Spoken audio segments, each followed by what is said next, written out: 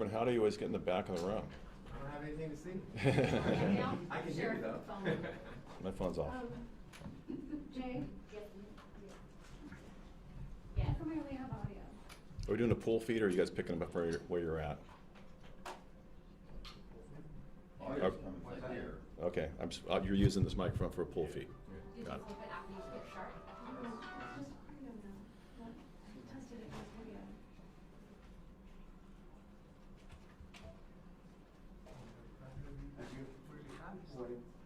How are you? You can take your time. Is the iPhone in your way? I'm sorry, I'm trying It's- to figure out, sir, how to do this. But it's not like. Yeah, okay. No, but I don't have. But you're live. Is it mine on my phone while it's out of the box? Because it didn't look like that. Usually we see it. Yeah, you're live. I don't understand why. Oh, you're on audio. Yeah, okay, so, try it again. Good. You okay then? Yeah. Video. Okay. Sorry, and here.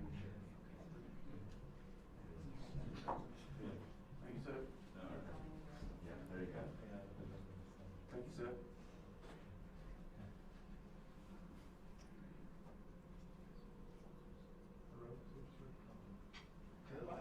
Great. Thank you for coming for this significant development in a case that was brought to our attention from out of state, actually. On the 5th of November, a 5-year-old boy was the result of a parental abduction by his father, Jacob Clare. That occurred in the state of Tennessee. Several days later, or in the interactions in between then and now, Jacob's niece, Clare, was also, Amber Clare, was also taken from Kentucky to the state of California. This was brought to our attention over time when the car being used by Mr. Clare, was located in the city of San Clemente. That car originally was abandoned. The car later was updated and associated with an aggravated kidnapping that occurred out of Tennessee, which brought that car to the attention of the Orange County Sheriff's Department. Over the last several days, we've had numerous notifications and sharing of information about this incident, hopefully bringing it to the attention of local residents to locate Mr. Clare and the two juveniles, the juvenile and child who was with him. I'm proud to announce that early this morning, as a result of the intervention of one of our residents, the three were located in South Orange County.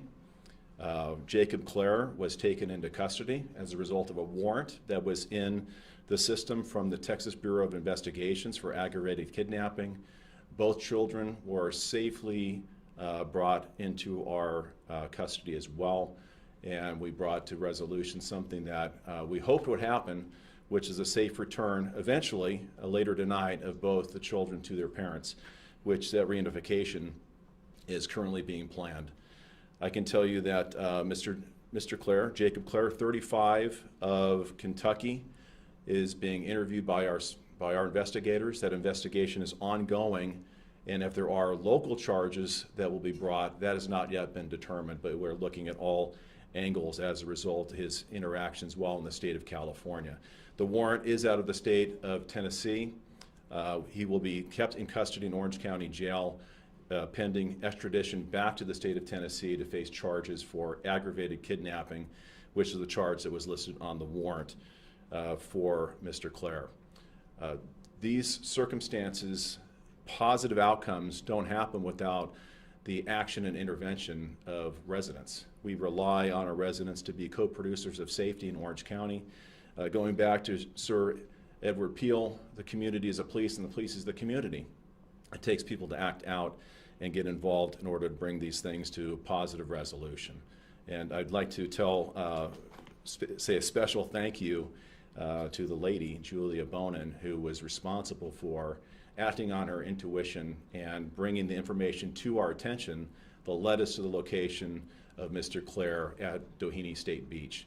And without that, I'm sure he would have hopefully been located, but he was located and brought those children back safely into our custody to be reunited with their parents.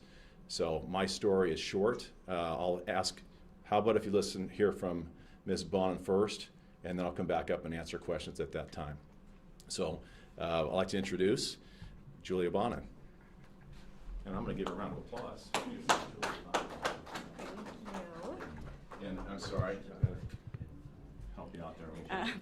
Hi, my name is Julia Bonin, and I live in Dana Point, just one town north of St. Clemente.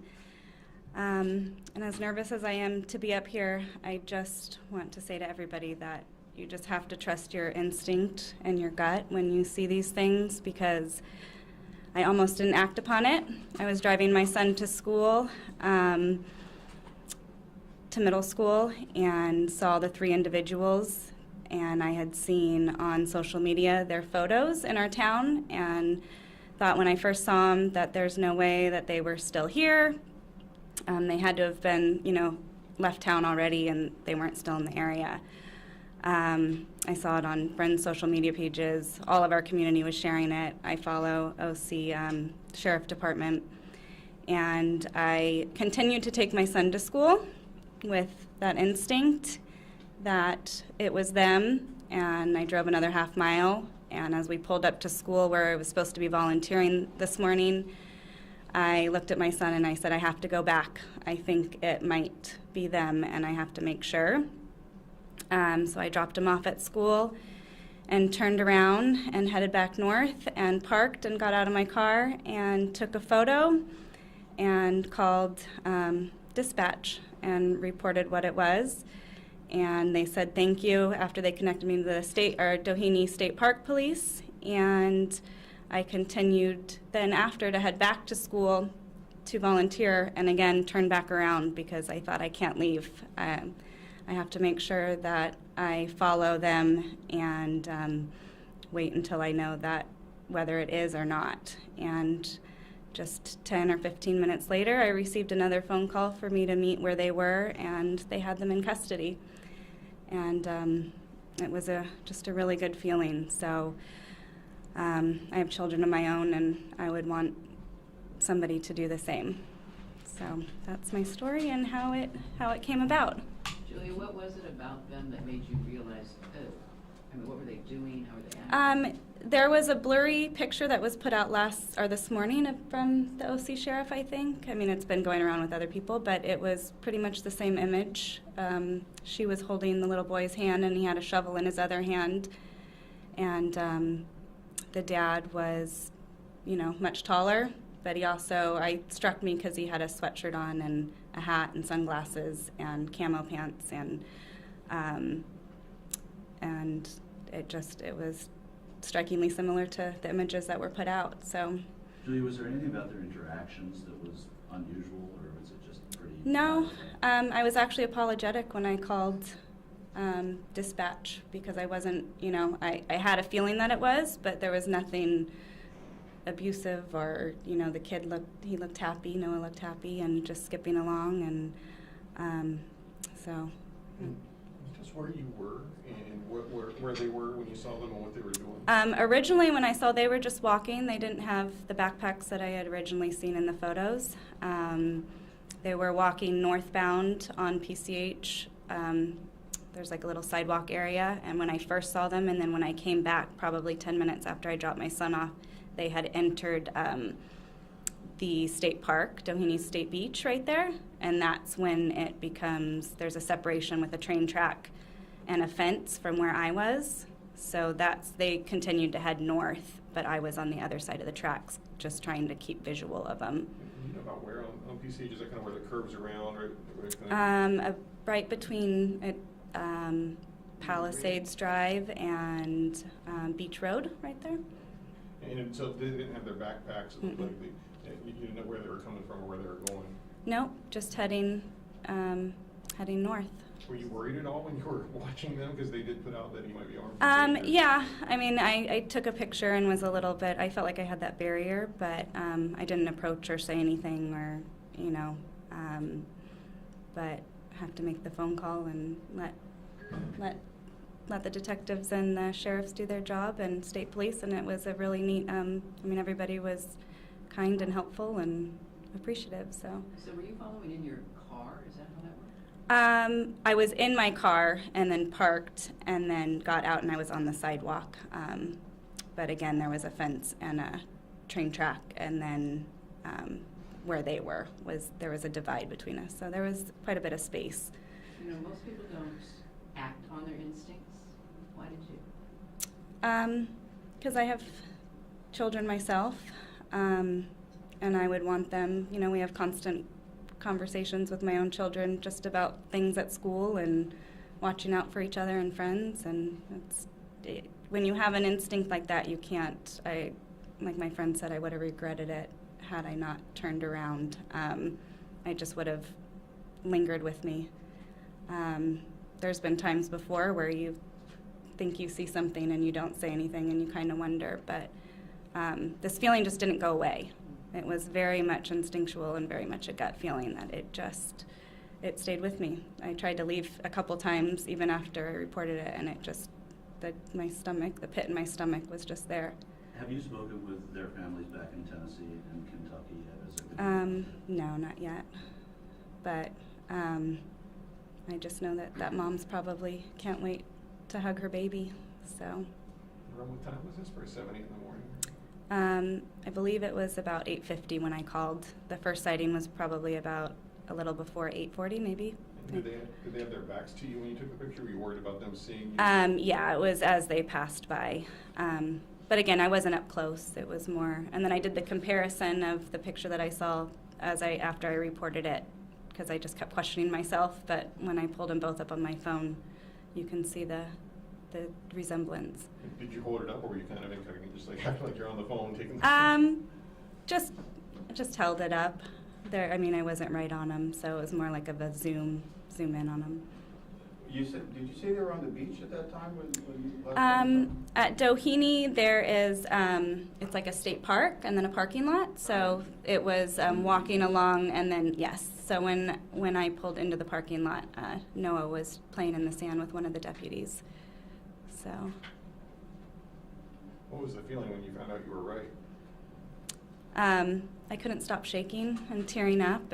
I just wanted to go hug him, but I didn't, because some strange lady running across just saying, we did it. But I was thankful and just grateful that I followed my instinct. So you stuck around and watched the arrest and everything? He was already in custody when I came into the parking lot. It was a very peaceful arrest, and there wasn't, and then the detectives came and just gave my statement to whoever needed it, and then they released me after about an hour. But I just sat on the beach and watched the waves, and it couldn't have been a more beautiful moment right there that, And none of them seemed panicked. None of them seemed worried, anger, otherwise. No, not that I saw. And what were the girl and Noah acting like after the dad was arrested? Am I allowed to speak on all of this? Let's wait on that. Sure. Yeah. They were in good spirits, so. Were you tempted to interrupt them at all? Was there any temptation before you called in, did you toy with the idea of approaching him? No. Because you knew that he had been potentially harmed? I had seen that, but also I had an instinct that it was them, but I called and got a hold of somebody fairly quickly, and I could see the they connected me right away with the state park. So I knew that I saw those members there, and then I saw the sheriff's department pretty quick on the scene. So I just felt like if I tried to say anything, it would have caused disruption. I didn't want them to flee or, do something that would hurt the children. So. Are you able to hold the phone up with the picture on it that you took? I don't have my phone. No. Sheriff Barnes, we had our signal drops. So can we get there's people watching live right now. Sure. Can we get, and I apologize you guys, but our signal Thank you. completely dropped out. And there's We'll both. people in Tennessee.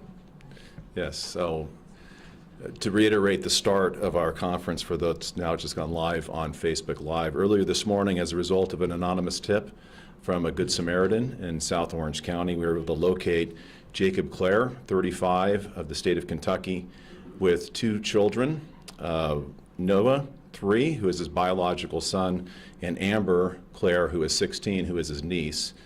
They were brought to our attention as a result of information from the Texas Bureau of Investigations.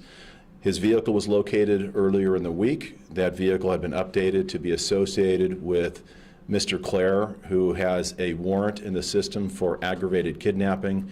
As a result of that being put into the national system, that vehicle that was then brought to the attention of law enforcement and brought our interaction into this incident.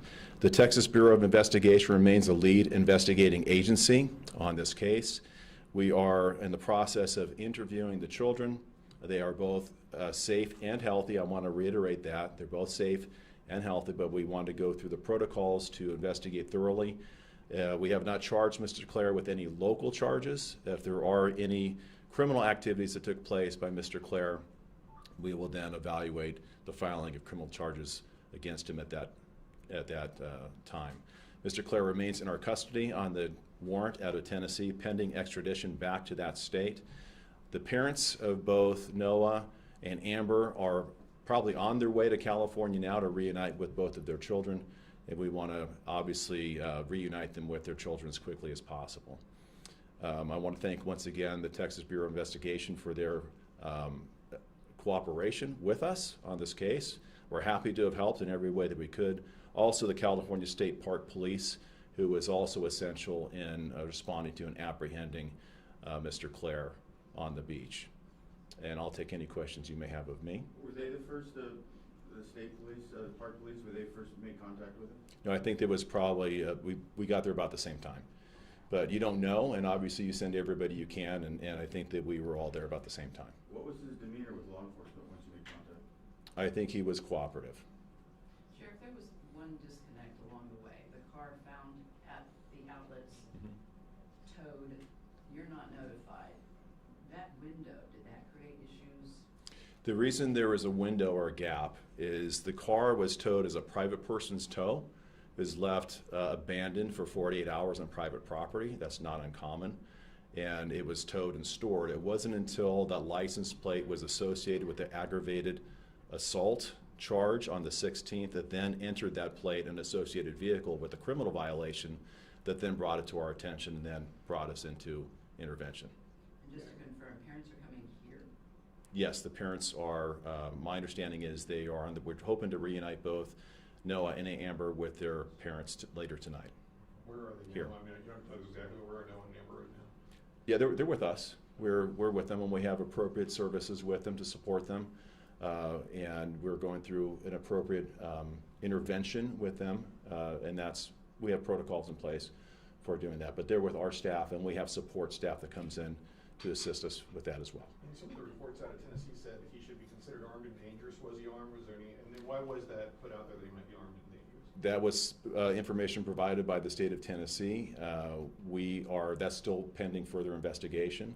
They are actively investigating this case, so we want to obviously complement anything they do, but it's at the direction of the state of Tennessee that we're acting at this point, short of any local charges. And as of now, there aren't any, but that doesn't mean there won't be. But we're acting really at their direction on how we're furthering the investigation. And you said they didn't have their backpacks with them. Did you see, were they camping on the beach somewhere, or did they have a hotel room? Do you have any idea? Did you find their belongings that they were seen in those other pictures? I don't have an answer to that, Chip. I apologize. We were more focused on the children. We do know they did not have their backpacks with them when we located them, and they're brought back into safety. Yes, sir. A couple of questions. The extradition process of Jacob Clare, what's the timeline for his extradition? The timeline for the extradition is dependent on 2 factors. If he waives extradition, it's pretty expeditious and can happen within a matter of days. If he challenges the extradition, then there's a process locally that he has to go through hearings, and that might delay his extradition back to Tennessee. But either way, he is going to go back to Tennessee. It's just the timing of it. It could be within a few days, or it could be within a few weeks.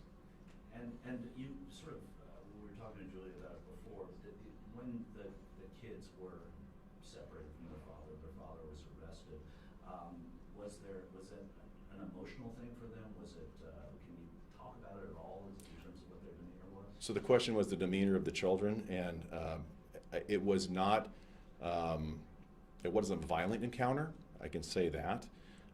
Both are not his children. One is his niece, Amber is his niece, and his son Noah is biological. He's 3 years old. I'm sorry, I said he's 5. He's 3 years old. I can imagine it's probably a little traumatic for kids to be separated from a parent, and I'm sure it was traumatic being separated for Noah being separated from his mother and family, and probably the same for Amber. And over time, I'm sure that causes tremendous stress for families not knowing the whereabouts and safety of their kids. Once that happens, we bring in appropriate resources to make sure they feel supported and safe in a safe environment. And this is not the first time we've dealt with these types of circumstances. I think we do it quite well, and we appropriately surround them and support them as appropriate to make sure that there's no more psychological harm to the children. We do not want to obviously add to that in any way, but there's protocols that we have in place. Was it that surprised when law enforcement approached him? Like, Was he surprised? yeah, like, Well, I can only imagine that he might have been, but maybe not. I don't know the mind of him. We're following up with the investigation currently. His mindset at the time, our investigators will probably find out. I can tell you that the encounter was a peaceful encounter. He was cooperative. He did not resist, and that added, obviously, probably to lessening the stress for the children. It could be much more traumatic if you have, obviously, have to use force of any type to take somebody into custody, especially if it's a parent or uncle in your proximity. So it went as best as could be, I can tell you that. Do you know roughly how many tips came in before the good one that came with the arrest? I don't know how many tips came in, but there's only one that matters, right? And I just want to reiterate the comments by Julia. And this happens a lot, and this is why I really want to make this point of people who see something and don't act on it. You are our partners in policing the community. We have a very distinct role. I also want to highlight what Julia shared about what she did, but more importantly, what she did not do was place herself in harm while doing it. Make the contact, describe the events, let us intercede appropriately and investigate whatever might be being reported. But it could not have gone any better than how it did this morning. And I want to thank Julia for following her instincts, even when in her conscience was saying, this is probably nothing. And I think she is proud that she followed those and did the right thing. Any information, and forgive me if you already answered this, that you've received as far as why this happened? State of mind, was there a family quarrel that lead him to do this? Any sort of, just information as far as why this happened? That would be in the jurisdiction of the Texas Bureau of Investigations. So rather than going to the elements of the incident that happened in that state, I definitely don't want to say something that's not accurate. I'm not privileged to what the violations of law that occurred there that led to the warrant being placed in the system for Mr. Clare. So I'm not going to elaborate. I apologize. I just don't know the details of the circumstances that happened in that state. I do know that Noah is his biological son. That I do know is considered a parental abduction, which does happen at times. To be risen to the level of an aggravated kidnapping, I don't know by statute in Tennessee what that definition is. So you have to find out how that is defined in the state of Tennessee to rise to the level of an aggravated kidnapping in that state. Sheriff, were you able to say if he was found with any weapons or not? I know Chip asked, but were you able to say? I can't say at this point because we have not completed our part of the investigation. And there's, obviously we have Mr. Clare in our custody. We have possessions of his in our custody. There's lawful ways to gain access to those possessions. We want to make sure we follow the letter of the law before we go through and do that. So we have not validated if he had or did not have weapons in his possession, but we have his possessions, and we will go through the necessary steps to lawfully search his possessions so we don't jeopardize or taint anything that he might discover along the way. Sheriff, you've said Texas a few times. I'm sorry. And Tennessee when you said Texas. Tennessee. Texas is not involved, so it's Tennessee. To be clear, Mr. Clare, Jacob Clare, is a resident of the state of Kentucky. His 3-year-old son resides in the state of Tennessee, and Amber is also a resident of Kentucky, and that's his 16-year-old niece. Can you discuss any connections Mr. Clare might have to California or anything that might sort of speak to why he chose to head this way versus any other way? Any connections to California at this time are unknown. So if there are, it may have just been a place that he chose to go. It may have been the weather we're experiencing. Whether there's an association here, we do not know. But either way, he ended up here. And I'll tell you what's surprising to me, and I know we all see those freeway signs that say abduction alert and has details of a car. It's not very often we get to come back on the news and say, hey, guess what, we caught him. That's a really good feeling. Final question, guys, anybody? Did they have passports? Again, I don't know anything about the possessions they had because we have not completed that part of the process yet. Who can Julia just come up and spell your name for us real quick? If you don't mind. Oh. That's the easiest question. It's Juliabonnin. And you're a Dana Point resident? Yes. Okay, thank you. Thank you. And superhero. Oh, what grade's your kid in? You're taking to school? Sixth. Can you, sorry, what was the name of the school? My son's school? Oh, I did that out. So sorry. So, 6-year-old boy or girl? Sixth grade boy. Boy? 6th grade boy. Thanks, everybody. Appreciate you being here. I think this is a very important outcome to a great case. Thank you. Chip, you're still a one-man show? When are we going to get you